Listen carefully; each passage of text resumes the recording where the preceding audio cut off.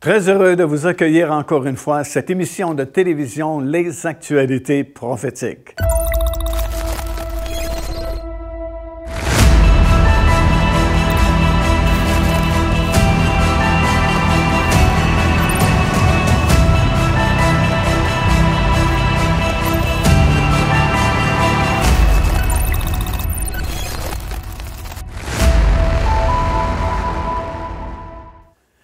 Bien, nous sommes à la fin de notre longue série qui s'intitule « Compte à rebours final vers le contrôle mondial ».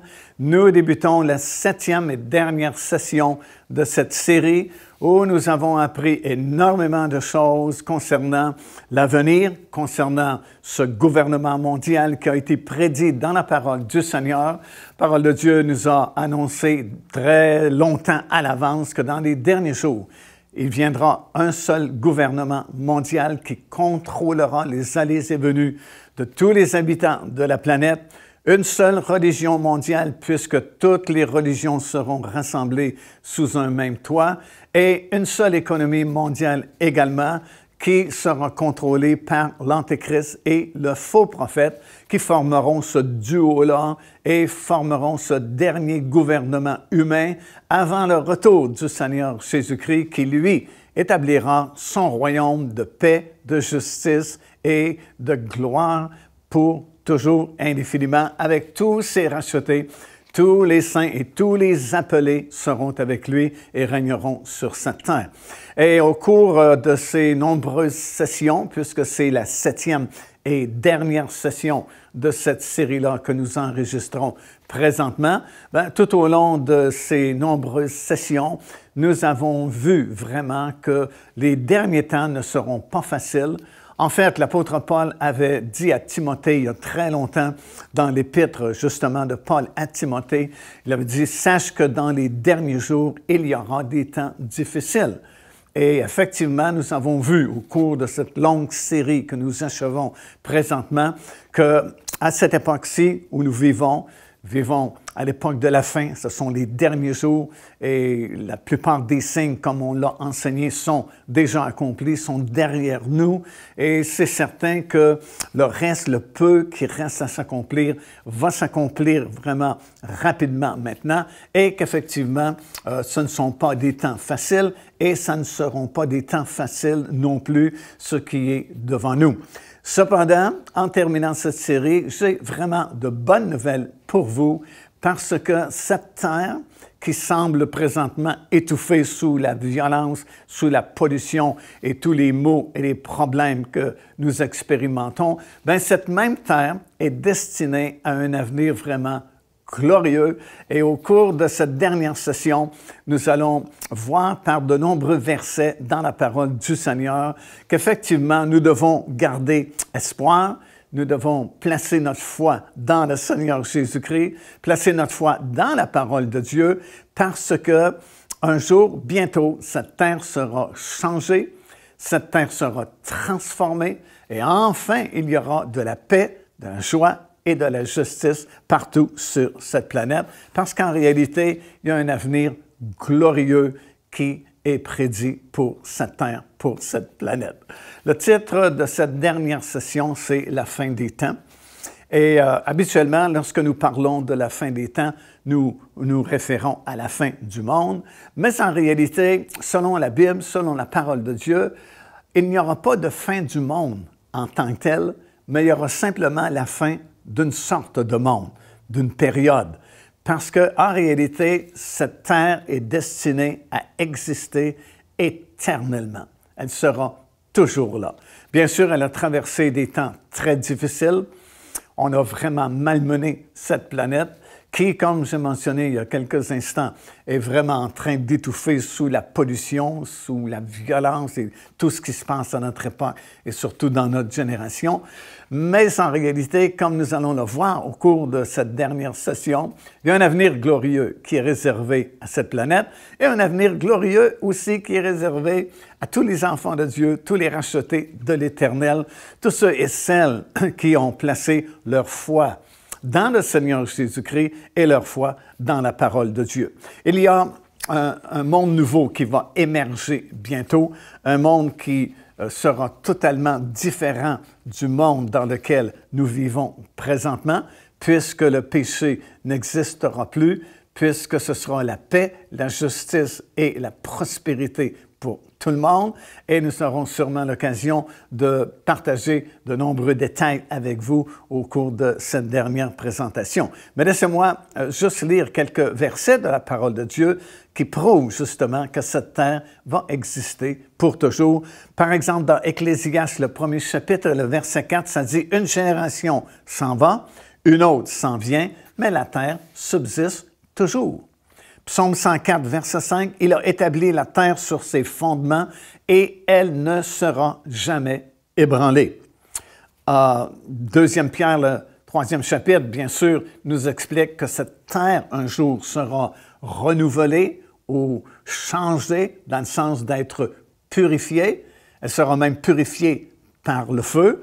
Nous disons ceci, « Les cieux et la terre d'à présent sont gardés et réservé pour le feu, pour le jour du jugement et de la ruine des hommes impies. » Alors, il y aura une rénovation qui se fera, elle sera épurée par le feu, mais c'est la même terre qui va continuer d'exister. 2 Pierre, 3e chapitre et le verset 10, « Le jour du Seigneur viendra comme un voleur. En ce jour, les cieux passeront avec fracas et les éléments embrasés se dissoudront, et la terre, avec les œuvres qu'elle renferme, sera consumée par le feu, mais la terre elle-même, la boule, va rester indéfiniment. Verset 13, « Mais nous attendons, selon sa promesse, de nouveaux cieux et une nouvelle terre. » Et finalement, Apocalypse, chapitre 21, verset 1, « Puis je vis un nouveau ciel et une nouvelle terre, car le premier ciel et la première terre avaient disparu. » Dans le sens qu'elle a été changée, elle a été purifiée par le feu, comme nous enseigne l'apôtre Pierre, mais la terre elle-même va demeurer pour toujours, elle va exister continuellement dans le monde à venir. Alors, on a parlé, on a dit qu'il n'y aurait pas de fin du monde, mais plutôt la fin d'un monde.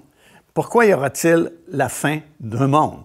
Bien, premièrement, parce que la durée des temps que Dieu avait déterminé en créant cette terre et en créant le premier homme et la première femme sera terminée. Et nous en reparlerons plus longuement au cours de cet enseignement, mais c'est la raison principale parce que tout simplement la durée des temps sera écoulée. Parce qu'au tout début, évidemment, nous connaissons par la parole du Seigneur que Dieu a créé l'homme et la femme et il leur a donné l'autorité sur cette planète. Et non seulement sur cette planète, mais sur tout ce que sa main, à lui, Dieu, avait créé. Écoutez ce qui est écrit dans Genèse, le premier chapitre et le verset 28. Là, on remonte au tout début, à l'époque de la création du premier homme et de la première femme. Ça dit, « Dieu les bénit, et Dieu leur dit, soyez féconds, multipliez, remplissez la terre et l'assujettissez.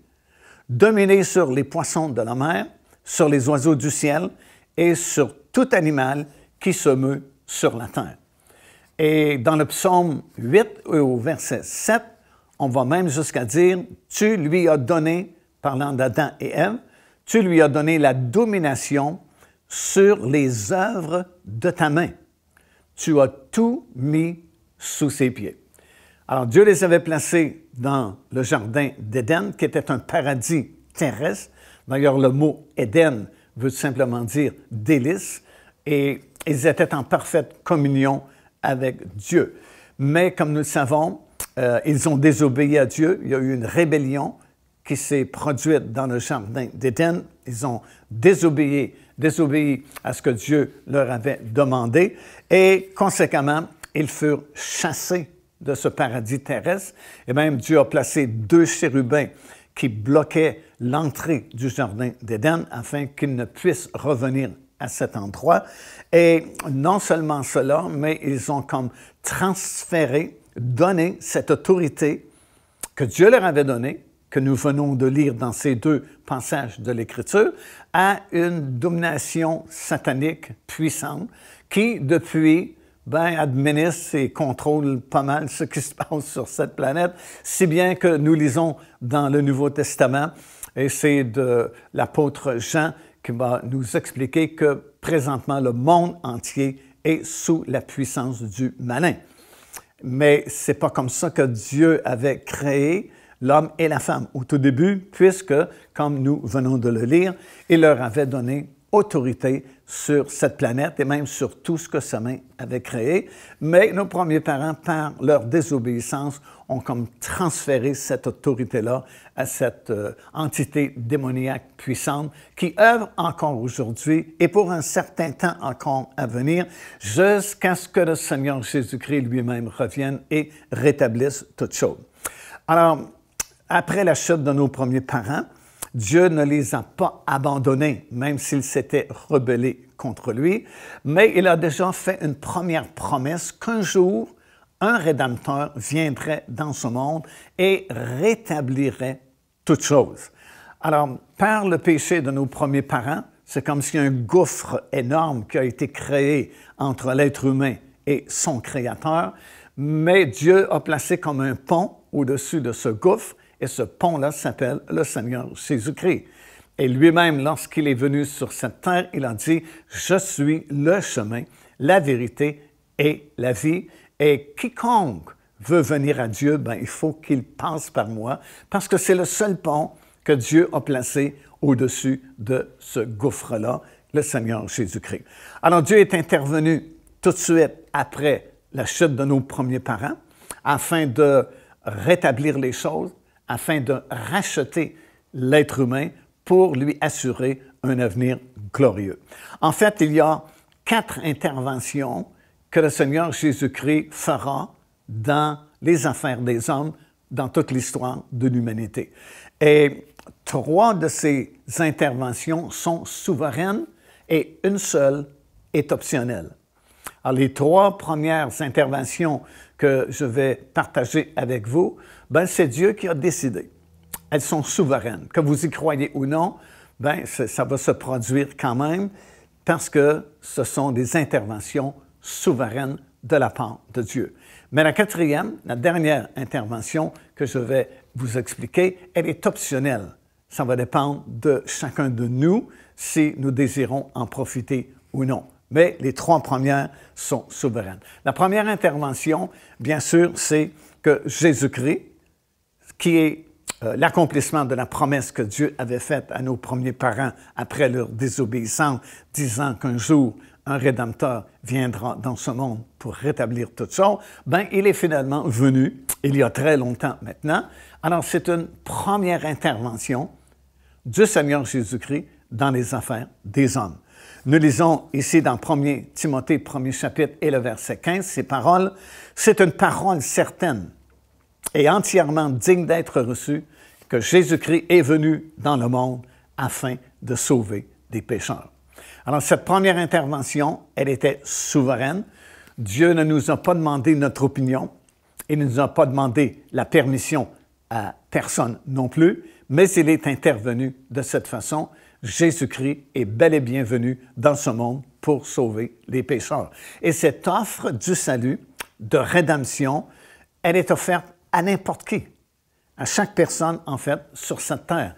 Romains chapitre 10, verset 13 dit ceci, « Quiconque invoquera le nom du Seigneur sera sauvé. » Alors, Jésus-Christ est venu, c'est la première intervention de Dieu dans les affaires des hommes. Il est venu tel que ça avait été promis par Dieu tout de suite après la désobéissance de nos premiers parents. Et l'offre de rachat, l'offre de salut, c'est offert à n'importe qui sur la planète. Encore une fois, dans Romains, nous lisons « Quiconque invoquera le nom du Seigneur ou croira en lui, il sera sauvé. »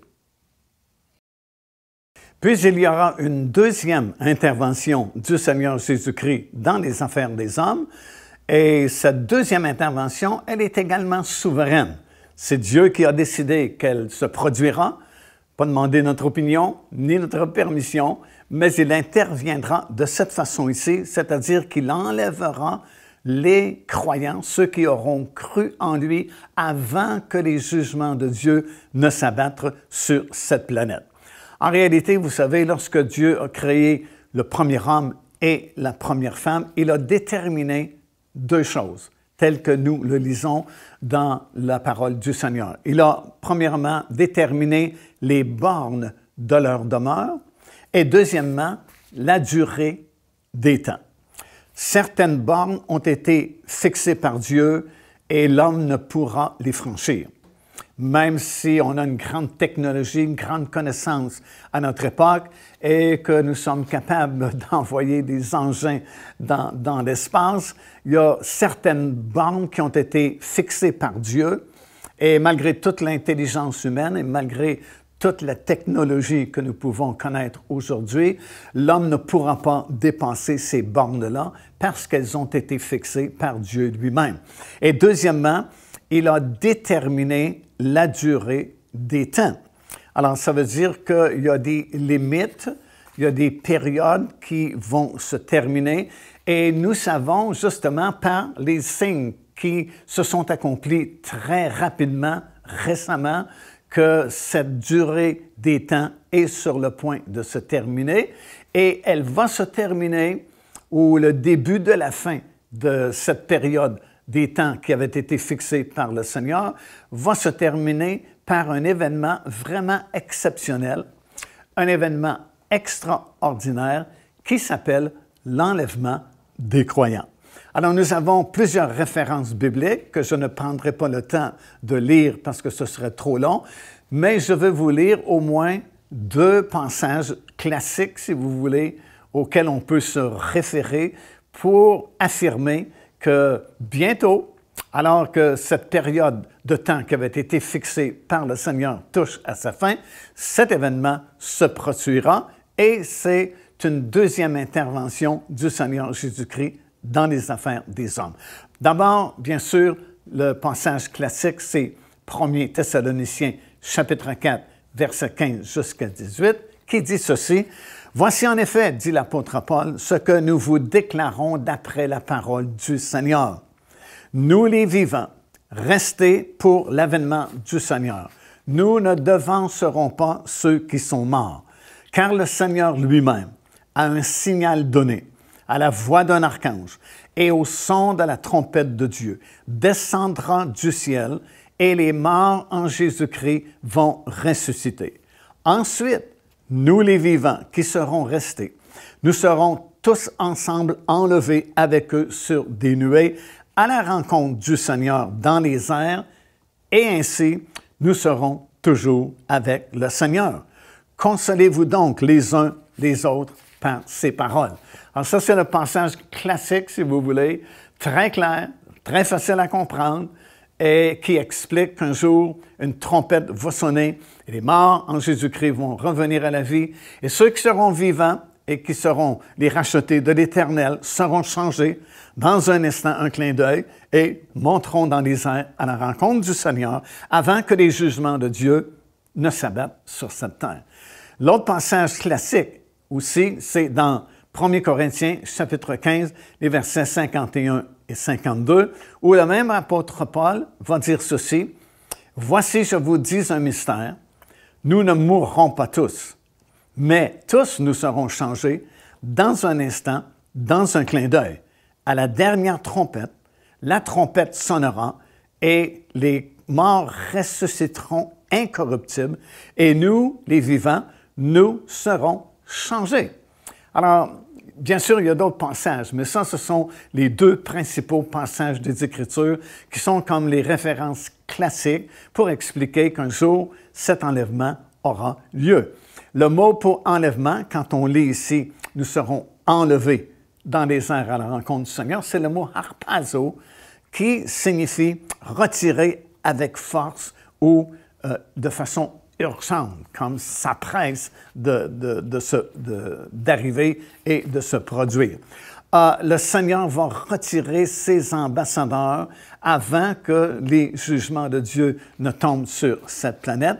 Ces jugements dureront pour une période précise de 7 ans et nous ne sommes pas destinés à cela si nous avons cru au Seigneur Jésus-Christ et c'est pourquoi nous serons enlevés. Ceux qui auront cru, ceux qui auront accepté le message du Seigneur seront protégés de ces fléaux-là. Alors voilà une deuxième intervention du Seigneur Jésus-Christ dans les affaires des hommes, et elle est souveraine parce que Dieu va le faire, parce qu'il l'a promis.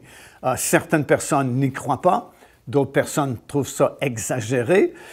Même 2 Pierre, le 3e chapitre, verset 2, nous affirme que dans les derniers jours, il y a même des gens qui se moqueront de cela, mais ça n'empêchera pas le Seigneur Jésus-Christ d'intervenir.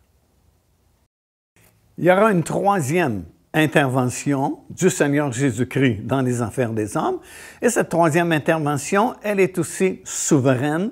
C'est Dieu qui a décidé, n'a pas demandé notre opinion ni notre permission, mais il interviendra parce qu'il l'a déterminé, il l'a décidé, et il l'a même écrit dans sa parole. Il reviendra à la toute fin en personne cette fois-là sur cette terre. Alors, j'ai expliqué précédemment que le Seigneur Jésus-Christ va intervenir de façon très particulière pour les croyants lorsque la durée des temps sera écoulée par cet enlèvement. Alors, tous ceux qui auront cru en lui et qui seront restés fidèles jusqu'à la fin seront enlevés dans les airs à sa rencontre. Ce sera le début des 7 années de tribulation qui sont prophétisées aussi dans la parole du Seigneur. Mais à la fin de cette période de 7 ans, parce que c'est très précis dans la parole de Dieu, exactement 7 années, à la fin de ces 7 années, de cette période, le Seigneur Jésus-Christ reviendra cette fois-ci en personne sur la terre. Alors, il est déjà venu sur la terre il y a 2000 ans maintenant. Il est venu pour racheter, sauver, pardonner, répandre sa vie et son sang sur la croix de Golgotha, mais il reviendra une deuxième fois sur la terre, non pas pour donner sa vie encore une fois, parce que ça, il l'a fait une fois pour toutes, mais il reviendra comme roi des rois et seigneur des seigneurs, et il établira son royaume partout sur la planète. À la fin de ces 7 années de tribulation, ce sera la fin également du règne de l'Antéchrist et du faux prophète dont on a parlé abondamment dans les sessions précédentes. Ça se terminera par le conflit qui est appelé dans la Bible la bataille d'Armageddon, où les armées du monde entier seront rassemblées dans la vallée de Megiddo, en Israël, et de là se rendront sur la ville de Jérusalem pour un dernier conflit. Et c'est à ce moment-là que le Seigneur Jésus-Christ reviendra en personne sur cette terre et avec tous ses rachetés et tous ses élus et tous ses saints avec lui et mettra un terme à cette bataille-là et établira son royaume sur la terre. Il y a plusieurs versets, encore une fois, qui parlent de ces choses-là. Tout d'abord, dans Apocalypse, le chapitre 16 et le verset 16, ça dit ceci: « Ils les rassemblèrent dans un lieu appelé en hébreu Armageddon. » Alors, Armageddon, c'est cette région-là en Israël où se trouve la vallée de Megiddo. Armageddon, Ar en hébreu signifie montagne, Megiddo, Megiddo, c'est la même chose. C'est dans le nord d'Israël. Et voici quelques versets qui parlent de cet événement-là, vraiment très particulier lorsque Jésus-Christ reviendra sur la terre. Ça dit dans Apocalypse, chapitre 16 et au verset 14, « Ce sont des esprits de démons qui font des prodiges et qui vont vers les rois de toute la terre afin de les rassembler pour le combat du grand jour du Dieu Tout-Puissant qui débutera à partir de cette vallée de Megiddo au nord d'Israël. » Apocalypse chapitre 17, verset 14, ça décrit un peu le combat. « Ils combattront contre l'agneau et l'agneau les vaincra parce qu'il est le Seigneur des seigneurs et le roi des rois et les appelés, les élus et les fidèles qui sont avec lui les vaincront aussi. » Zacharie, 12e chapitre et le verset 3, dit ceci: « Toutes les nations de la terre s'assembleront contre Jérusalem. » Alors, c'est très simple et facile à comprendre, ce verset-là aussi.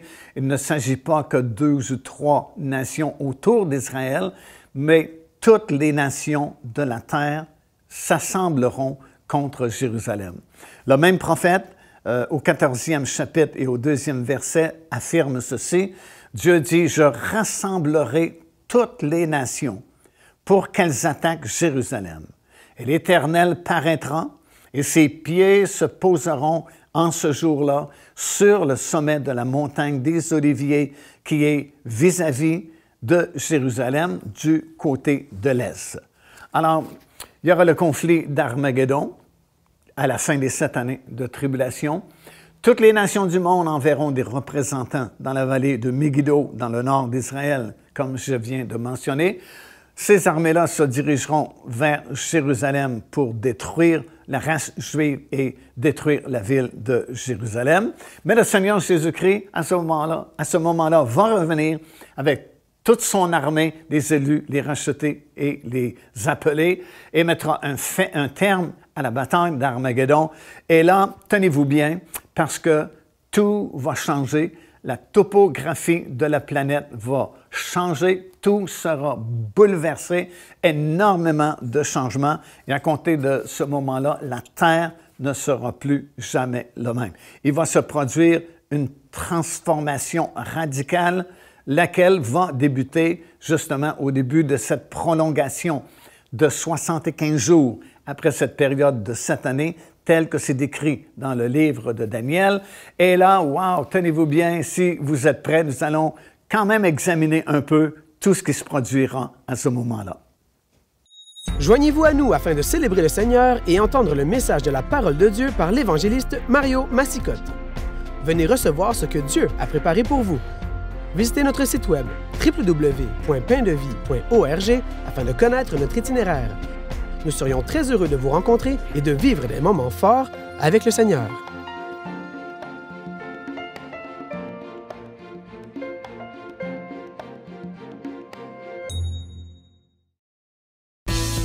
Procurez-vous cet enseignement disponible dès maintenant sur notre site web au www.paindevie.org.